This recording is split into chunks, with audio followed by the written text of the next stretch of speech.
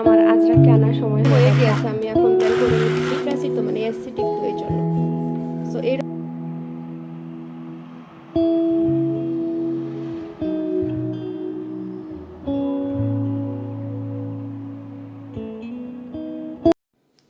আসসালামু আলাইকুম, কেমন আছেন সবাই? আশা করছি সবাই অনেক ভালো আছেন। তো এখানে সকালবেলা বাচ্চারা তো স্কুলে চলে গেল, আমি একটু আজকে রেস্ট করতে পেরেছি আলহামদুলিল্লাহ। তো ঘরে তো ইফতার টিফতার বানানো, এবার রমজানের কোনো কিছুই আসলে ওইভাবে বুঝতেও পারছি না, কেমন যে উড়ালের উপরে দিন যায় রাত পোহায়। আপনারা তো যারা আমার রেগুলার রমজান ব্লগটা দেখছেন তারা বুঝতে পারছেন। তো দোয়া করি আল্লাহ তাআলা যেন সব কিছু তাড়াতাড়ি নর্মাল করে দেন। তো এখানে হচ্ছে এইটা মসুর ডালের জার, বাট এটা মসুর ডাল না, এটা বুঝতে পারছেন, এটা হচ্ছে তুর ডাল। বাংলাদেশে যেটাকে খেসারি ডাল বলে ওইটার মতোই সিমিলার, বাট খেসারি ডাল না এটা। তো আমি যে কোনো আপনারা বাঙালি ইন্ডিয়ান গ্রোসারি শপে তুর ডালটা পেয়ে যাবেন। তো আমি যে প্রথম দিকে শেয়ার করেছিলাম তুর ডালের কি বলে পেঁয়াজু, তো অনেক আপুরা বলেছেন যে হ্যাঁ আপু এটা দিয়ে অনেক মজা হয়। তো যাই হোক, এটা আসলেই অনেক মজার। যারা এখনও তুর ডাল দিয়ে পেঁয়াজু করে খাননি, আমি বলবো যে একবার হলেও খাবেন।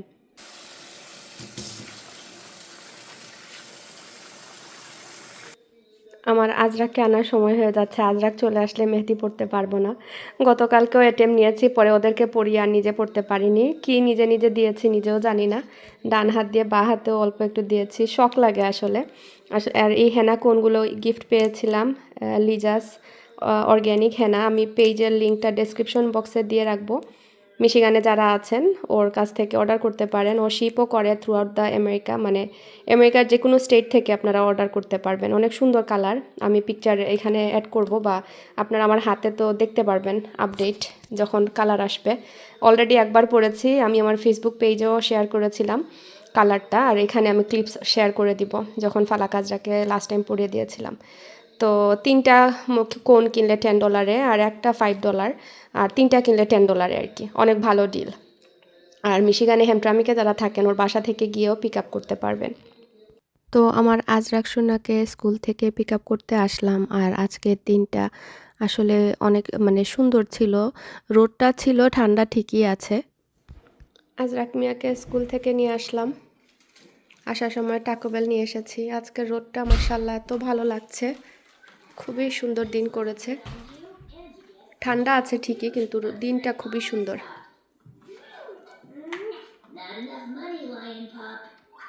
ওকে বেবি, আমার ফালাকও চলে এসেছে স্কুল থেকে। তো এইখানে এটা বড় শখ করে নিয়ে এসেছিলাম, kitchen refresher and odour eliminator.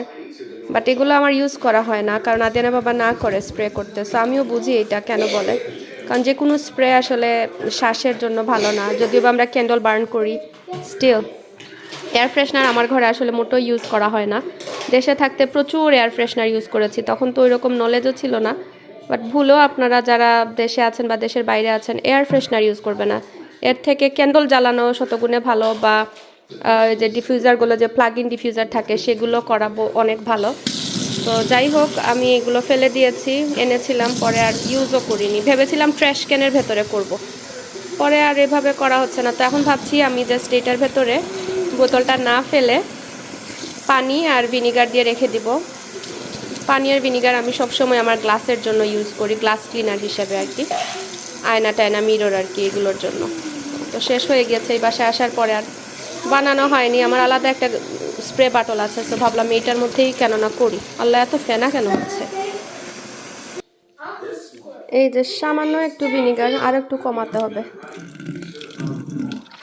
মনে করেন এই যে 1 পার্ট ভিনিগার, বাকিটুকু পানি। আর ভিনিগারের গন্ধ অনেকেই সহ্য করতে পারেন না, সেক্ষেত্রে এসেনশিয়াল অয়েল কয়েক ফুটা দিয়ে দিতে পারেন।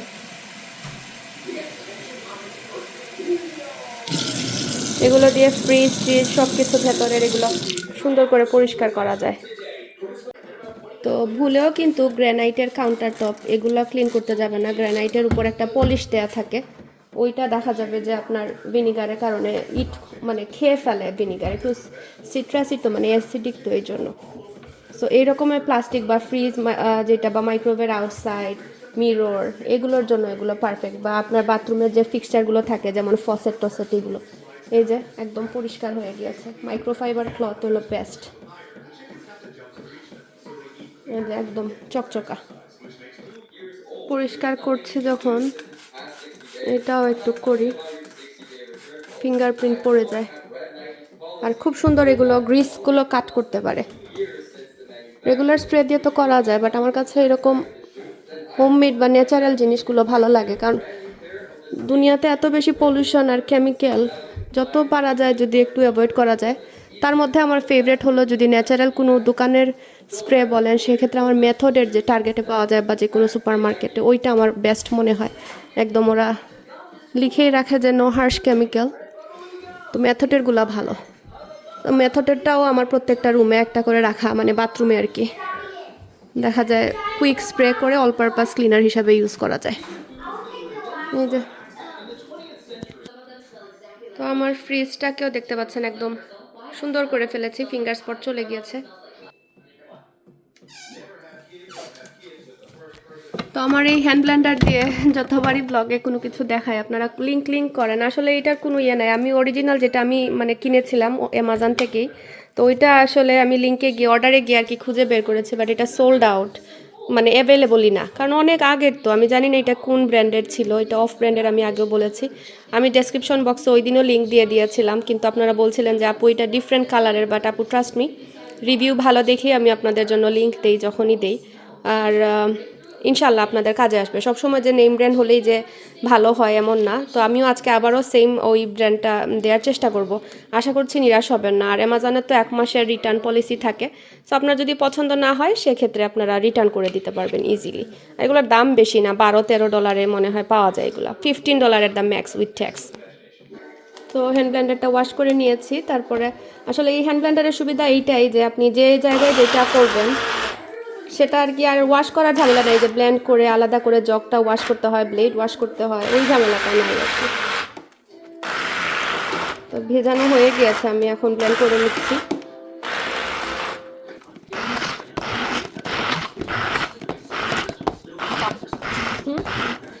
দূর আমরা করে সাতটা বন্ধ হবে। আজকে আমি একটা অ্যারাবিক পাই বানাবো, চিকেন পাই। প্রথমে চিকেনটা রেডি করে রেখেছিলাম গতকালকে, ক্যাসেডিয়া বানাবো বলে, পরে ভাবলাম যে এটা দিয়ে পাইয়ের মতো করি। তো এখানে আমি দুধ নিয়ে নিয়েছি, দেখতে পাচ্ছেন একটু কম, মানে পুরো 1 কাপ। তারপরে দিয়ে দিচ্ছি বাটার এতটুকু নিয়েছি, এখানে মনে করেন 4 টেবিল স্পুনের মতো হবে। তারপরে আমি চিনি দিয়ে দিব পুরো 1 টেবিল চামচ, এটা টেবিল স্পুন। তো এটা দিয়ে আমি মাইক্রোওয়েভ ওভেনে পুরো 1 মিনিটের মতো গরম করব, যাতে করে লুক ওয়ার্ম বা আঙুল দিয়ে টাচ করলে যে একটা ওয়ার্মনেস চলে আসে সেরকমটা হয়ে যায়। আর এরকম পাই কিন্তু অ্যারাবিক শপে খুবই পপুলার, আর অনেক দাম দিয়ে আমরা একটা খাই, কিন্তু মাত্র কয়েক মানে টাকা খরচে ঘরের মধ্যে খুব সহজে অনেকগুলো বানানো যায়। তো এখানে এই র্যাপিড রাইস যে ইস্ট পাওয়া যায় সেটা আমি ব্যবহার করছি, এগুলোতে লেখাই থাকে আপনি ডিরেক্ট এটা ড্রাই ইনগ্রিডিয়েন্টের সাথে মিক্স করতে পারবেন, মানে আলাদা করে যে ব্লুম করার জন্য যে ভিজিয়ে রেখে ওয়েট করতে হয়, মানে গরম দুধের মতো ওইরকমটা করতে হয় না। বাট যেহেতু আমি ওইরকম একদম ট্রেডিশনালি মানে ব্লুম করে অভ্যস্ত, তো আমি দুধটা এরকম রেডি করে নিয়েছি। আর মানে ওয়েট করব না, তবে নর্মালি তো ওয়েট করতাম আগে, যে রাইস হোক বা ব্লুম হোক, তো জাস্ট দিয়ে আমি ভালো করে মিক্স করে ময়দাটা দিয়ে দিব। এতে করে হবে কি, আমার যে চোখের আন্দাজ বা পানির যে আন্দাজ ওইটা আমার ঠিক থাকবে বা মেজারমেন্টটা ঠিক থাকবে। তো আমি এতটুকুর জন্য প্রায় 2.5 কাপের মতো ময়দা দিয়েছি। যখন আপনারা ময়দা দিবেন, দিয়ে মিক্স করলে বুঝতে পারবেন যে আপনার ময়দার অনুপাতটা ঠিক আছে কিনা দুধের সাথে। তার লবণও দিয়ে দিচ্ছি আন্দাজ করে। তারপরে হচ্ছে ভালো করে মথে নিব।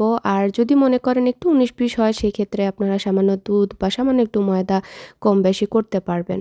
ব্যাস এভাবেই হয়ে যাবে আপনার ডোটা। তোমার ডোটা মথে নেওয়া শেষ, একদম পারফেক্টলি হয়েছে। 2.5 কাপ ময়দা, 1 কাপ, মানে এই মগ দিয়ে এতটুকু ছিল দুধ আর বাটার চিনি সব মিলিয়ে আর কি। তো এখন আমি সামান্য উপর থেকে রান্নার তেল দিয়ে প্লেট দিয়ে ঢেকে রেখে দিব। এই যে, উপস। তো এখন এটা ফোলার জন্য ওয়েট করব প্রায় 30 মিনিটসের মতো।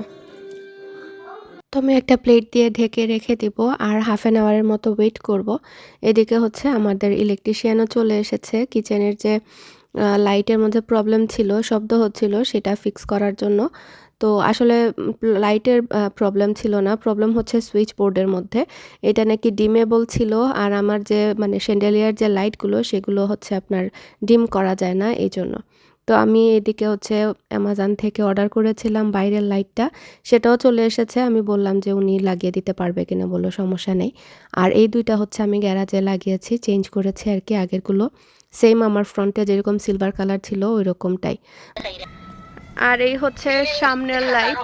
তো এটা হচ্ছে সেন্সর লাগানো, এই যে দেখতে পাচ্ছেন কিনা, মানে অন্ধকার হলে জ্বলে যাবে অটোমেটিক, আমার সুইচ দিতে হবে না, মানে অটো সেন্সর লাগানো। ইয়া আল্লাহ, এটা মাইর হরি মরি যাইরা এক সেকেন্ডের ভিতরে মাইর হরিরা। এই কিটা হইছে, হোয়াট হ্যাপেন্ড? তো আজকে ভেবেছিলাম যে আমরা মনে হয় একসাথে ইফতার করতে পারবো। আদিনা বাবা এখনো হসপিটালে, তো কাউকে পাওয়া যাচ্ছে না বসার জন্য। তো কিছু করার নেই, একা একা আবারও ইফতার করতে হবে। এবার রমজানটা আসলে কিভাবে যে চলে যাচ্ছে আল্লাহ তালাই জানেন। তো যাই হোক, এখানে পেঁয়াজুটা মাখাচ্ছি আর খিচুড়ি বসিয়েছিলাম, আর একবারে তারাবি পড়ে আসবে আর কি। তো আমি পাইয়ের জন্য গতকালকে চিকেনটা রেডি করেছিলাম, সেটার রেসিপি শেয়ার করছি। তো এখানে তেল দিয়ে দিয়েছি, তারপরে দিয়ে দিয়েছি কেটে রাখা পেঁয়াজ, তারপরে দিলাম রসুন, এগুলো একটু হালকা লাল করে ভেজে তারপরে আদা দিয়ে দিলাম, আদা বাটাও দিতে পারবেন। তারপরে কেটে রাখা চিকেনের বুকের মাংস দিলাম। চিকেনগুলোকে আমি একদম পাতলা করে মানে চিকন করে আর কি কেটেছি, আপনারা এভাবে কাটবেন, এতে করে পায়ের উপর যখন দেওয়া হয় বা টুকরা টুকরা করে দিলে খেতে ভালো লাগে। তারপরে মানে সব মশলা দিয়ে দিচ্ছি, গুঁড়া মশলা, হলুদের গুঁড়া, মরিচের গুঁড়া, ধনিয়ার গুঁড়া, জিরার গুঁড়া, সামান্য একটু কারি পাউডার আর লবণ আন্দাজ করে দিয়ে ভালো করে নেড়ে চেড়ে নামিয়ে ফেলে আপনার এটা রেডি হয়ে যাবে চিকেন পায়ের জন্য। এটা দিয়ে আপনারা যে কোনো কিছু তৈরি করতে পারবেন, স্যান্ডউইচ থেকে শুরু করে একদম ক্যাসেডিয়া যে কোনো কিছু। এখানে ওভেনটাকেও আমি প্রিহিট করার জন্য 375 ডিগ্রি ফারেনহাইটে দিয়ে দিলাম, আর পাইটা রেডি করছি। আর হাফ অ্যান আওয়ার হয়ে গিয়েছে, দেখতে পাচ্ছেন আমার ইস্টের যে ময়দার যে ডোটা সেটা একদম ফুলে ডাবল হয়ে গিয়েছে। আমার কাছে এরকম ময়দা ধরতে খুবই ভালো লাগে, মানে একটা আলাদা হাতে মানে ফিল হয়। তো হাতে তেল মেখে নিয়েছি, তারপরে আমি 5টা ভাগে ভাগ করে নিয়েছি। এই আড়াই কাপে আপনার 5টার মতো পাই হবে আর কি। তো আপনার যেই রকম ইচ্ছা শেপ সেরকমটা দিতে পারবেন। তো আমি এরকম বোটের মতো করে শেপ দিচ্ছি। আর এগুলো দেওয়ার পরে আপনি একটু সময় আর একটু ওয়েট করবেন, এটা ফ্ল্যাট করার পরে কিন্তু আবারও রাইস হবে, দেন আপনি ওভেনে দিবেন, মনে করেন 5 মিনিটের মতো রাখলেই হবে। তারপরে আমি চিজ দিয়ে দিয়েছি নিচের দিক থেকে, আবারও চিকেনের পুরটা দিলাম, তারপরে উপর থেকে আবারও চিজ দিব।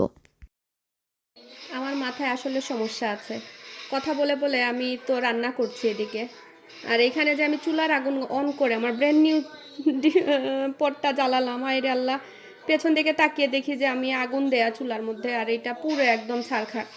এত সাদা ধবধবা ছিল, এত ভালো লাগছিল। এই যে এটার পুরো সেট একসাথে, এটার ভেতরটা একদম এখন জানি না উঠবে কি না।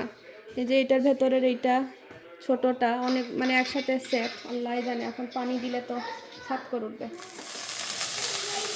হোপফুলি একটু সাদা হয়। হায় রে, এই যে ভেতরে এই যে সাদা সাদা হয়ে গিয়েছে, আল্লাহ করলামটা কিটা। আমি এখন এরকমই করি, একদিকে করলে আরেকদিকে আমার হুঁশ থাকে না। এই এক গ্যাসের চুলা দিয়ে আমার কতগুলো হাঁড়ি পাতিল যে নষ্ট করলাম, এটার পাশটাও পুড়িয়ে ফেলেছি। ওই বাসায় ইলেকট্রিক্যাল স্টোভে আমাদের এই যন্ত্রণা কখনোই হয়নি, এই যে নিচ শেষ ভেতর শেষ, এটার মধ্যে এই যে সাদা সাদা চুনের মতো এরকম হয়ে গিয়েছে। ইস, কি ফকফকা সাদা ছিল। এই যে এটা ওয়াশ করলে আপনারা দেখবেন যে কেমন সাদা ছিল ভেতরটা। ইয়াল্লা রে ফালা কাজ রাখ, একটু আস্তে ছিলাও না বাবা।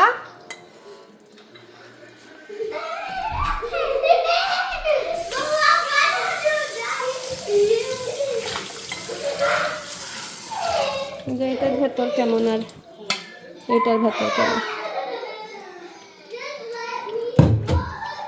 আসলে বাচ্চাদের চিৎকার চেঁচামেচি, একদিকে রান্না বান্না, একদিকে রেকর্ডিং, সব মিলে আমি আসলে মানে ওইভাবে ব্যালেন্স করতে পারি না সামটাইম মনে হয়। তো উপর থেকে আমি চিকেনের পুরের উপরে আবারও চিজ দিয়ে দিলাম, আর তারপরে হচ্ছে সেসেমি সিড দিয়ে দিলাম বা তিল দিলাম, সাদা তিল। আপনার চাইলে সামান্য একটু কালো জিরাও দিতে পারেন যদি ভালো লাগে আপনাদের ওই ফ্লেভারটা। তো ওভেনের ভেতরে দিয়ে দিয়েছি, আর ওভেনে বেক করব প্রায় 15 মিনিটের মতো। তো আপনাদের যদি মানে ওভেনের উপর ডিপেন্ড করবে, আরও কম সময়ও হয়ে যেতে পারে বা আর একটু বেশি সময় লাগতে পারে।